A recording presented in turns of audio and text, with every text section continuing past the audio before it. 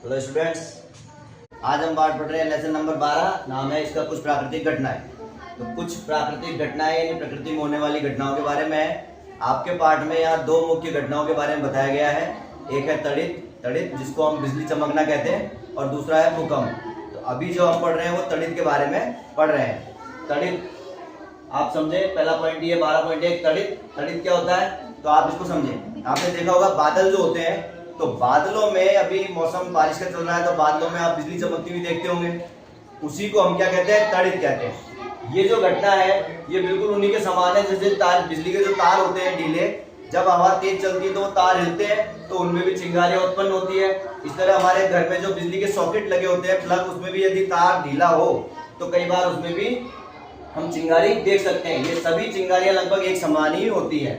आपको बताऊं मैं चिंगारियां के बारे में, ये 600 ईसा पूर्व ये यूनान के जो लोग थे वो ये जानते थे कि एम्बर जो कि एक पेड़ की राल होती है, उसकी जो डली थी एम्बर की राल को, उसको यदि वो किसी फर के ऊपर रगड़ते थे तो उस फर पर रगड़ने से उसमें कुछ ऐसा हो जाता था कि जिससे वो अपनी हल्की हल्की चीजें, बाल जैसी हल्की चीजों को अपनी तरफ आकर्षित करने लगती थी। ऐसा महसूस आप कर सकते हैं। कभी हम जब कपड़े खोलते हैं तो आपने देखा होगा हमारे बाल खड़े हो जाते हैं, और सर्दियों में ऊनी वस्त्र खोलते समय हमारे शरीर से चिंगारियां और चटचट की आवाज भी आती है। सन 1752 में एक वैज्ञानिक हुए बेंजामिन फ्रैंकलिन, इन्होंने ये बताया था कि वो कपड़ों से उतारने पर आने वाली जो आवाज है, जो बिजली की चमक है, वो और ये बादलों से उत्पन्न होने वाली बिजली दोनों एक ही बात होती है। लेकिन आप देखें कि इसको बताने में कितने साल लग गए, लगभग 2000 साल बाद इसको संबंध इसका बता पाए। इसी तरीके से हम देखते हैं कि रगड़ से क्या होता है। जब दो वस्तुओं को रगड़ा जाता है तो उनमें आवेश उत्पन्न होता है। अब आवेश उत्पन्न कैसे हो रहा है कि जब दो वस्तुएं हैं तो किसी में आवेश ज्यादा और किसी में आवेश कम हो सकता है। जब उनको हम रगड़ेंगे तो अधिक आवेश वाली वस्तु से कम आवेश वाली वस्तु में आवेश एकत्रित हो जाता है और वो वस्तु आवेशित हो जाती है। हम ये कह सकते हैं कि जब हम उस वस्तु को रगड़ रहे हैं तो रगड़ने से उसके अंदर क्या एकत्रित हो गया है, आवेश उसमें इकट्ठा हो गया है।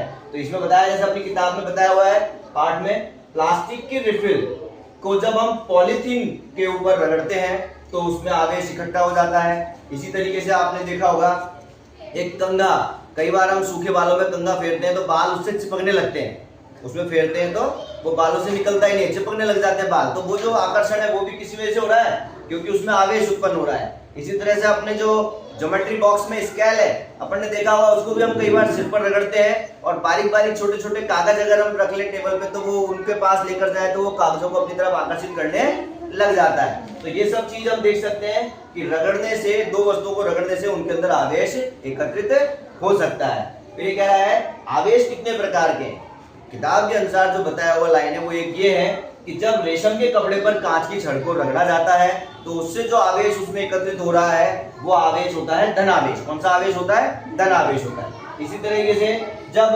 प्लास्टिक की स्ट्रॉ यदि हम उसको पॉलीथीन पर रगड़ें तो उसमें उत्पन्न होने वाला जो आवेश है ऋण आवेश है। अब इसका अंदाजा कैसे लगा रहे हैं कि हमने कहा कि रेशम के कपड़े पर कांच की छड़ रगड़ने से धनावेश उत्पन्न हुआ, ऐसे ही पॉलीथीन पर रगड़ी हुई प्लास्टिक की स्ट्रा है, जब इस कांच की छड़ को उस प्लास्टिक की स्ट्रा के पास लेकर जाते हैं तो वो उसको अपनी ओर आकर्षित करने लगती है। इससे हम यह अनुभव कर सकते हैं, अपना निष्कर्ष निकाल सकते हैं कि वो जो कांच की छड़ थी उस पर धनावेश था और प्लास्टिक की स्ट्रा पर ऋणावेश था।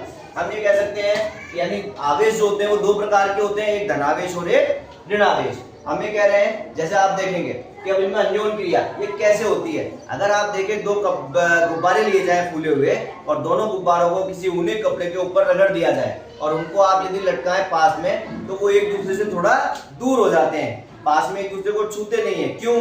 क्योंकि उनको हमने एक ही कपड़े से रगड़ा था, दोनों में समान आवेश उत्पन्न हुआ है और जब समान आवेश होते हैं तो वो एक दूसरे को प्रतिकर्षित करते हैं। लेकिन इसी तरीके से यदि ऐसे आवेशित गुब्बारे को हम ले लें और एक आवेशित रिफिल, उस रिफिल को हम किसी कपड़े पर, प्लास्टिक पर रगड़कर उसको एक कांच के गिलास में रखें जिससे उसका आवेश उसमें स्थिर रहे और उसके पास एक गुब्बारा लेकर जाएं तो वो रिफिल उसकी तरफ आकर्षित होने लग जाती है। इससे हमको पता लगता है कि जो समान आवेश होते हैं वो एक दूसरे को प्रतिकर्षित करते हैं और जो असमान आवेश होंगे वो एक दूसरे को आकर्षित करेंगे।